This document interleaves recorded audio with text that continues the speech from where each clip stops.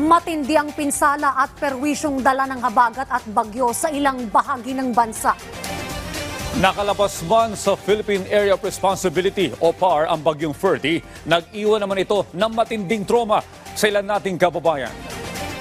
Dahil dito nagbigay ng abiso ang lokal na pamahalaan sa mga apektadong lugar na mag-ingat at manatiling naka-alerto dahil sa banta ng nagpapatuloy na malakas na pag-ulan.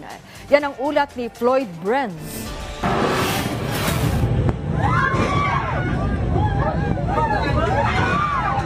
Maririnig sa video na ito ang iyak at hagulgol ng ilang pasahero sa barko bunsod ng malakas na alon.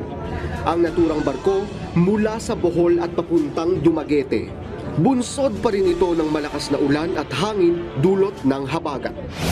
Mapanganib at halos buhay na ang nakataya sa pagtawid ng mga residenteng ito sa mga pira-pirasong kahoy na tulay makalikas lamang sa mga nasalantang bahay sa Barbaza, Antique. Dulot pa rin ito ng matinding pag-ulan bunsod ng habagat. Sa Metro Manila naman, makikita sa video na ito na nagmistulang ilog na ang kalsada. Kitang-kita rin sa video na hirap ang ilang motorista dahil sa baha. Nagdulot rin ito ng matinding trapiko. Abot baywang at pahirapan maglakad sa kalsadang ito dahil sa matinding baha dulot ng malakas na ulan mula sa bagyong Ferdy. Makikita sa larawan na ito na ilang kagamitan din ang palutang-lutang.